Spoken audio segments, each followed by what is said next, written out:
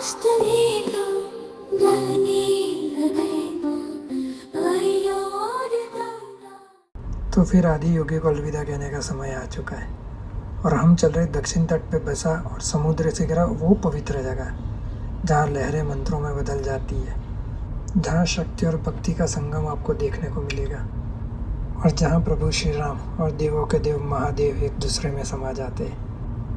तो मैं आपको ले चल रहा हूँ रामेश्वरम की यात्रा और कथा पे, और ये बहुत ही रहस्यमय यात्रा होने वाली है क्योंकि इसकी जो कथा है शायद आपने सुनी नहीं होगी, इसका जो इतिहास है शायद आपने कभी पढ़ा नहीं होगा। तो साथ में बने रहना, आप और मैं इस कथा को फिर से जीते, फिर से सुनते।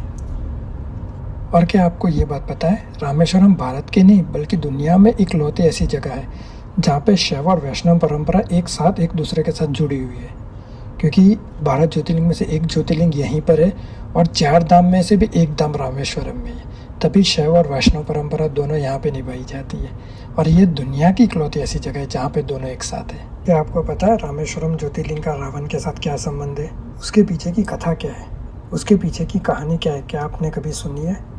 अगर नहीं सुनी तो आप सही जगह पे आए हो। इस व्लॉग के अंदर मैं आपको उस यात्रा पे ले जाऊंगा जहाँ त्रेता युग से जुड़ी हर छोटी बातें, हर कहानी, हर कथा के पीछे जो संबंध था वो मैं आपको डिटेल में सारी की सारी बातें बताने वाला हूँ। ये जो रामेश्वरम ज्योतिर्लिंग है इसका संबंध त्रेता युग से जुड़ा है।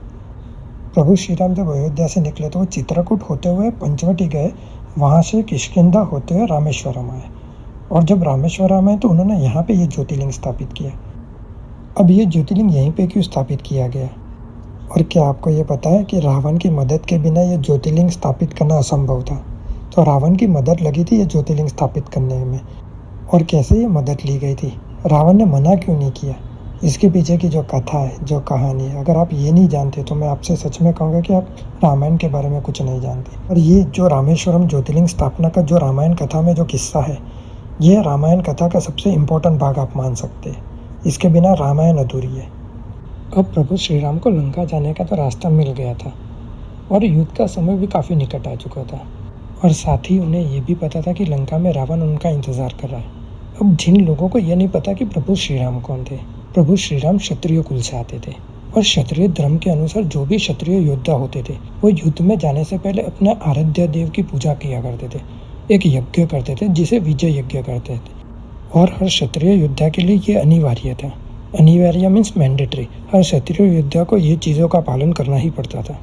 और जैसे मैंने कहा, युद्ध का समय निकट आ चुका था और प्रभु राम ने युद्ध में जाने से पहले अपनी इच्छा जताई, वो अपने आराध्य देव की पूजा करना चाहते थे।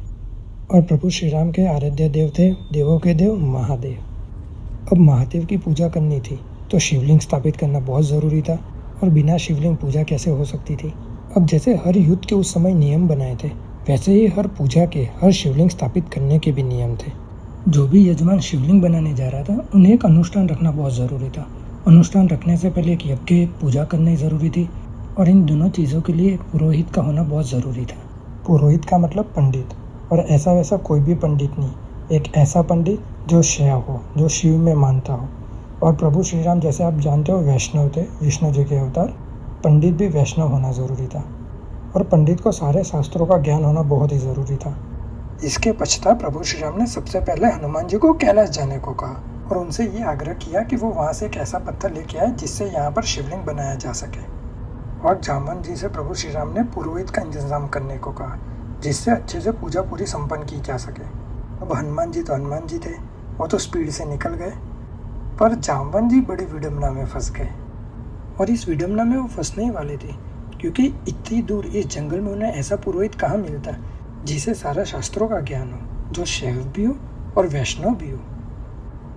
वो प्रभु श्री राम और बाकी साथी विचार विमर्श में लगे हुए थे कि इस मुसीबत का हल कैसे निकाला जाए। तभी उन्होंने प्रभु श्री राम से अनुमति मांगी।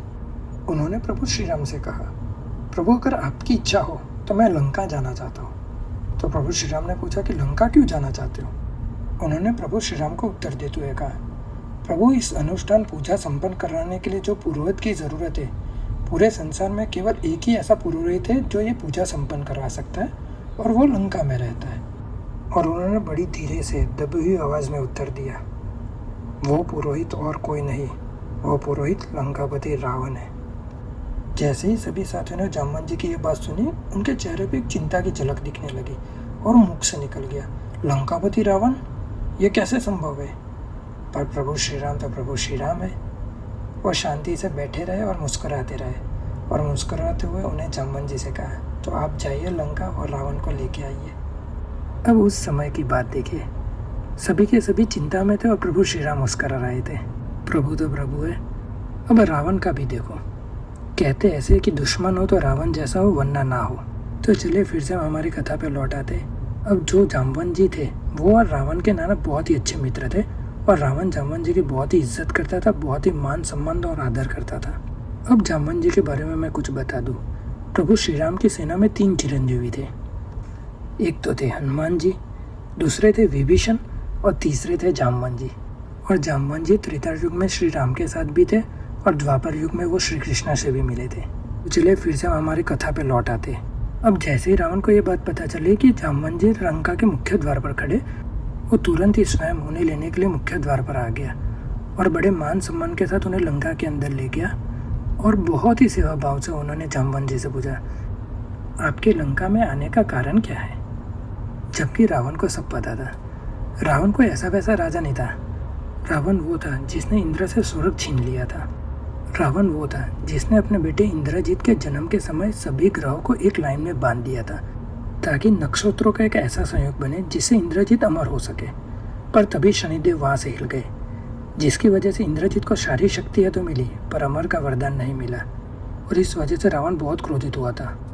और कथा में तो ऐसा भी कहा गया है कि रावण ने शनिदेव को कान से पकड़ के लंका लेके आया था और अपने पैरों के नीचे सालों तक दबा के रखा था। तभी आप कभी रावण का कोई भी फोटो देखोगे तो आप नोटिस करोगे कि उसके पैर के नीचे शनिदेव है। और हनुमान जी जब लंका आए तब उन्होंने शनिदेव को मुक्त किया था। तभी सभी कहते हैं कि शनिवार के दिन, जो शनिदेव का दिन है, आपको हनुमान जी के मंदिर में जाके तेल चढ़ाना चाहिए, क्योंकि शनिदेव ने हनुमान जी से यह वादा किया था कि जो भी भक्त आपके वहाँ आएगा शनिवार के दिन, मैं उसे कभी परेशान नहीं करूँगा। और सबसे बड़ी बात, रावण महादेव जी का सबसे बड़ा भक्त था। ना उससे पहले कोई ऐसा भक्त आया था, ना उसके बाद उसके जैसा कोई भक्त आएगा।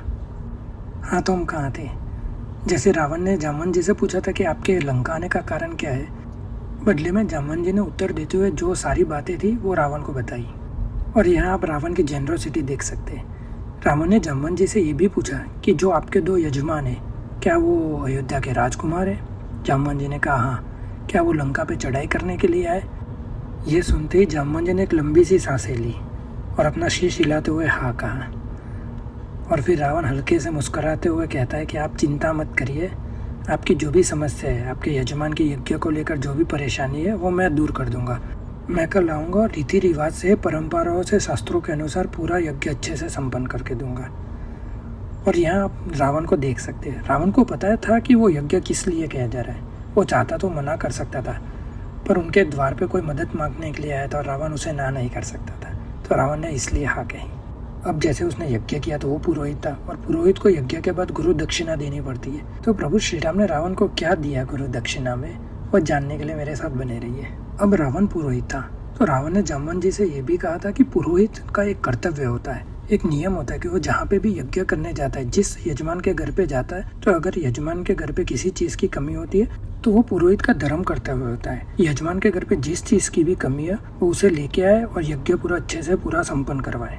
अब जो बात मैं आगे कहने वाला हूँ वो बहुत ही कम लोगों को पता है और आपने शायद सुनी भी नहीं होगी, ना ही कहीं पढ़ी होगी, तो इसे बहुत अच्छे से ध्यान से सुनना।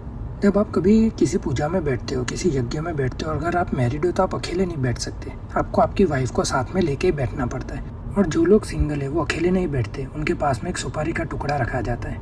और यहाँ विधि का विधान देखिए, प्रभु श्री राम शादीशुदा थे, उनकी जो धर्म पत्नी थी माँ सीता, वो किसके पास थी? रावण के पास। रावण कौन था? इस यज्ञ का मुख्य पुरोहित। और पुरोहित का क्या कर्तव्य होता है कि जिस चीज़ की भी कमी हो यजमान के घर पे, तो उसको वो पूरी करेगा। तो रावण सिर्फ एक दिन के लिए माँ सीता को ये यज्ञ संपन्न करवाने के लिए लेके गया था, और ये कहकर ले गया था, तुम्हारे पति एक अनुष्ठान रखा है, महादेव जी के शिवलिंग स्थापित करने वाले और एक विजय यज्ञ करने वाले। अब वो अकेले ये कर नहीं सकते, और मैं इस यज्ञ का मुख्य पुरोहित हूँ, तो ये मेरा कर्तव्य बनता है कि मैं अच्छे से यज्ञ को पूरा संपन्न करूँ। और यही बात कह के माँ सीता को रावण एक दिन के लिए प्रभु श्री राम के पास ले गया था।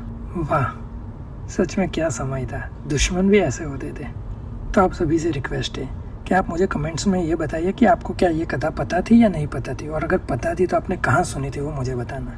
और एक बहुत ही इम्पोर्टेंट बात, जब यज्ञ संपन्न हुआ तो प्रभु श्री राम ने रावण से पूछा कि उन्हें गुरु दक्षिणा में क्या चाहिए। तो पता है रावण ने क्या जवाब दिया था। रावण ने प्रभु श्री राम से ये कहा कि जब उसकी मृत्यु आए तो प्रभु श्री राम उसके समीप खड़े हो, उसके पास खड़े हो जब वो अपनी अंतिम सांसें ले रहा हो।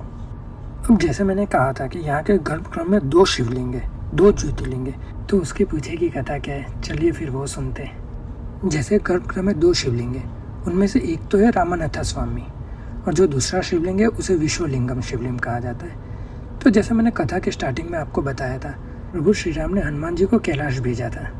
और कैलाश क्यों भेजा था? वहाँ से एक पत्थर लाने के लिए, जिससे यहाँ पे वो शिवलिंग स्थापित कर सके। अब आगे की कथा ऐसी है, हनुमान जी को कैलाश से आने में बहुत देर हो गई थी और मुहूर्त निकला जा रहा था। तो रावण ने माँ सीता से आग्रह किया कि वो एक मिट्टी का शिवलिंग बना दे, जिससे समय पर पूजा पूरी अच्छे से संपन्न हो जाए। और ये शिवलिंग रामानाथ ज्योतिर्लिंग के नाम से प्रसिद्ध हुआ। अब जब हनुमान जी कैलाश से लौट आए तो उन्होंने क्या देखा कि पूजा संपन्न हो चुकी है और शिवलिंग स्थापित हो गया है। तो ये देख के हनुमान जी बड़े दुखी हो गए, उदास हो गए, क्योंकि उन्हें ऐसा लगा कि भाई उनके जो प्रभु की इच्छा थी और उन्होंने जो उन्हें काम दिया था वो अच्छे से पूरा कर नहीं सके। तो उदास होते हुए उन्होंने वो शिवलिंग को ज़मीन पर रख दिया।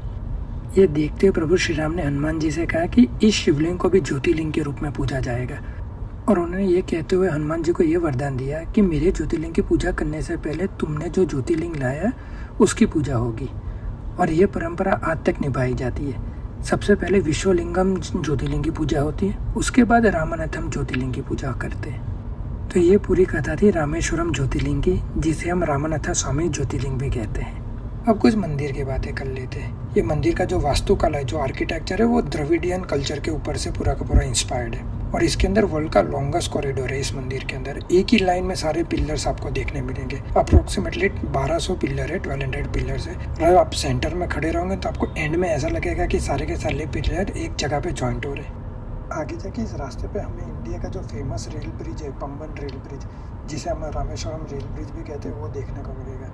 एक्चुअली रात हो जाएगी तो कुछ देख नहीं पाएंगे। कल जब हम रिटर्न जर्नी में वापस जा रहे होंगे पौंडीचेरी की तरफ, तब उसे पूरे वीडियो में अच्छे से कैप्चर करेंगे। और आज पूनम की रात और सामने चांद कितना खूबसूरत लग रहा है। और ये आ गया पंबन ब्रिज। एक्चुअली ये वाला ब्रिज नहीं, इसके लेफ्ट हैंड साइड पे है वो।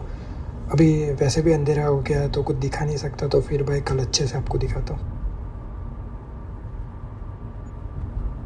और सामने आगे रामेश्वरम के सबसे फेमस गोपुरम। ये वाली बिल्डिंग आपने काफ़ी सारे फोटोज़ में देखी होगी, और भाई बहुत ही अद्भुत है। इसका आर्किटेक्ट इतना ब्यूटीफुल है और रात को तो और भी ज़्यादा खूबसूरत लग रही है।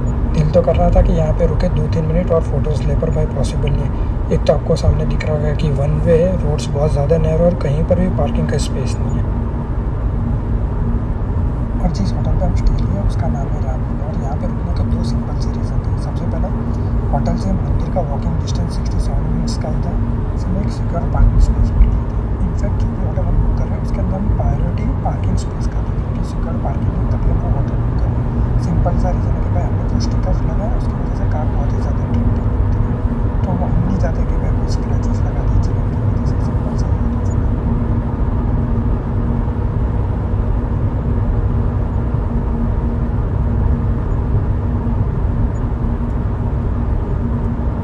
इस रास्ते पे इतना सन्नाटा क्यों छाया है भाई। एक्चुअली देखना चाहें तो मंदिर के पीछे के साइड का एरिया है, तभी इतना लेस क्राउडेड है और कोई चिंता करने की बात नहीं है। एक्चुअली देखना चाहे तो सदर्न इंडिया मुझे बहुत ही ज़्यादा सेफ लगा।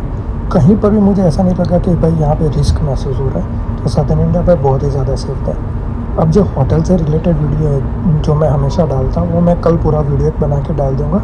रूम टूर कर लेंगे, अभी थोड़ा सा ब्रीफिंग और रिव्यूज़ दे दूँगा, और किस प्राइस पे होटल मुझे पड़ी थी वो भी बता दूँगा मैं। और ये आ गए हमारी hotel Ramlila.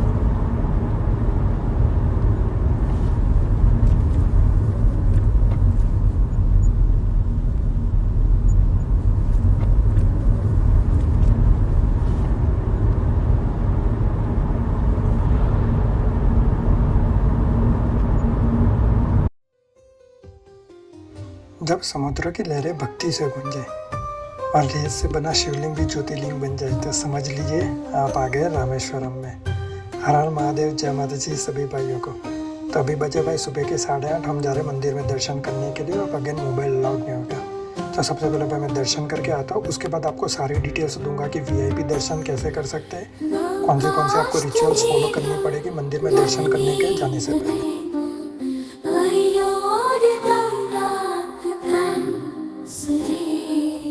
You'll see the moon.